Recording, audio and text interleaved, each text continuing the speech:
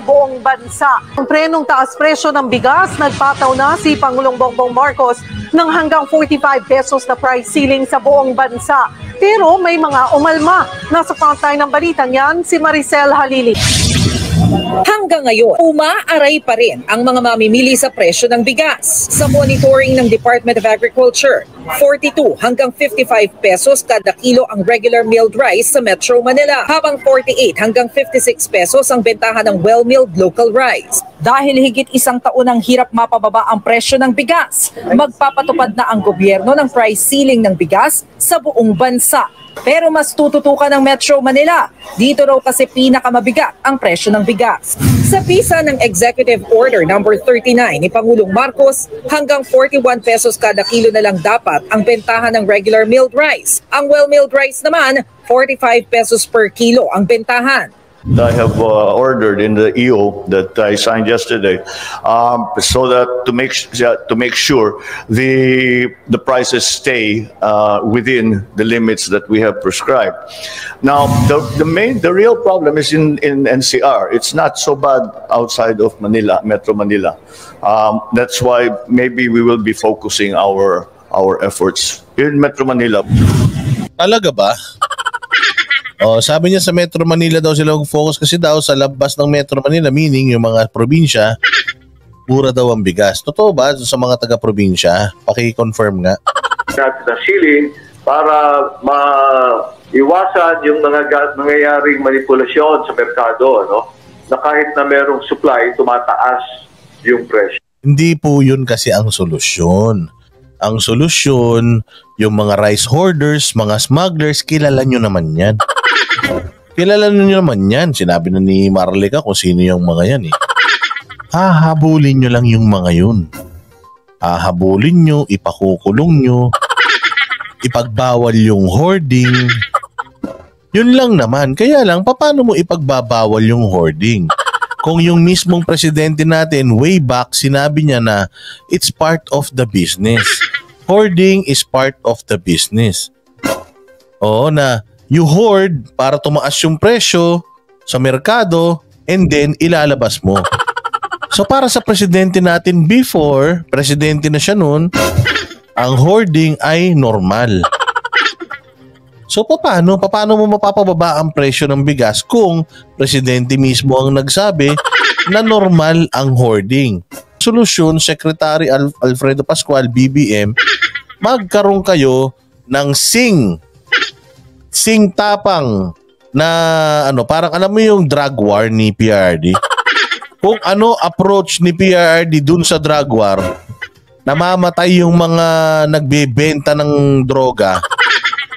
Ganon din gawin nyo sa mga rice smugglers. Pagpapatayin nyo lahat dyan para walang tumulad, ganon din ang gawin mo. Magkaroon ka ng crackdown sa mga hoarders. Meron kayong confidential fund na pagkarami-rami. Alam mo, ang kalaban po talaga ng Pilipinas, hindi naman China eh. Hindi naman yung China ang kalaban ng Pilipinas. Ang kalaban ng Pilipinas, una, yung mga corrupt na mga government official. Pangalawa, yung kakulangan sa pagkain, hunger. Yun po ang kalaban talaga ng mga Pilipino. Ang pinakamagandang solusyon, crackdown. Lahat ng mga smugglers, kilala nyo yung mga yan, i-hunt nyo, ikulong nyo, ipahiya nyo, para wala nang umulit. Na kahit na merong supply, tumataas yung presyo. Nakita natin kasi sa mga nakarang araw, biglang sumipa yung taas eh. Pero ang kilusang magbubukid ng Pilipinas, natataasan sa price ceiling.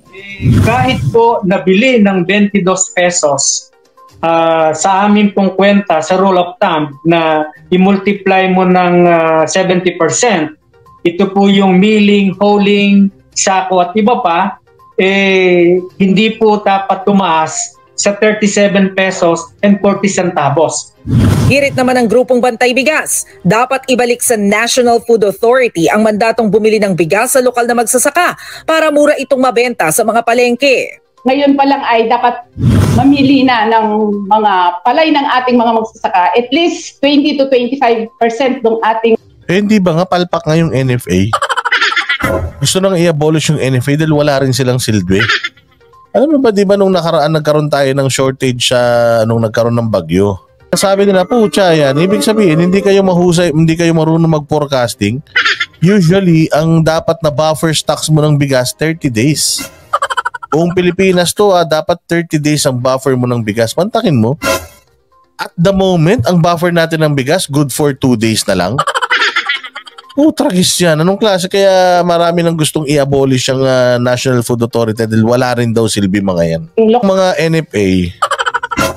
Itong mga NFA, loko-loko rin tong mga to. Yung binibilan lang nila ng bigas, yung mga kaibigan din nilang may mga malalaking bigasan. So kumikita lang din dyan, yung mga kaibigan lang din nila. Pero kung ang Federation of Free Farmers ang tatanungin, masyadong mababa ang price ceiling sa bigas. Baka raw magkaroon pa ng dayaan sa label ng bigas sa palengke para hindi malugi ang retailers. Sa tingin namin, talagang very tight na yung supply ng bigas ngayon.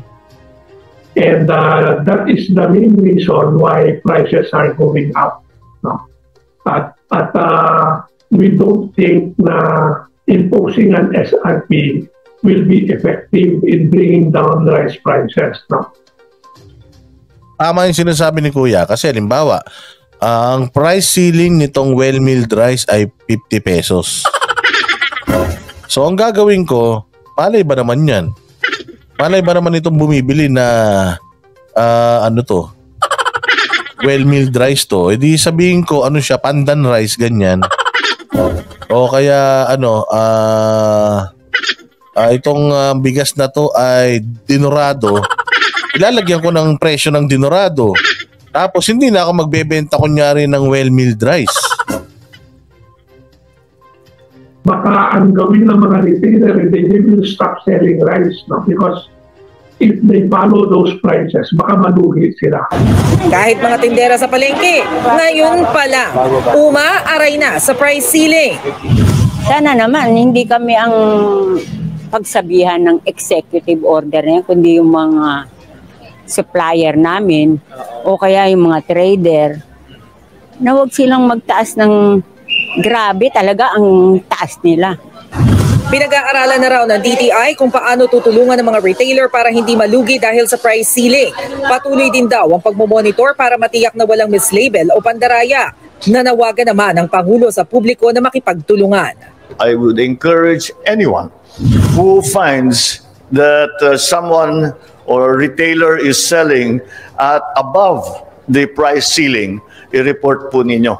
I-report ninyo sa police, i-report ninyo sa DA, doon sa lugar ninyo, i-report ninyo sa local government para matignan po namin. Pero para matignan? Di ba maganda kung para maipasara natin yung tindahan na yan at maipakulong natin yung may-ari? Di ba ganun dapat mas maganda? Makabayan.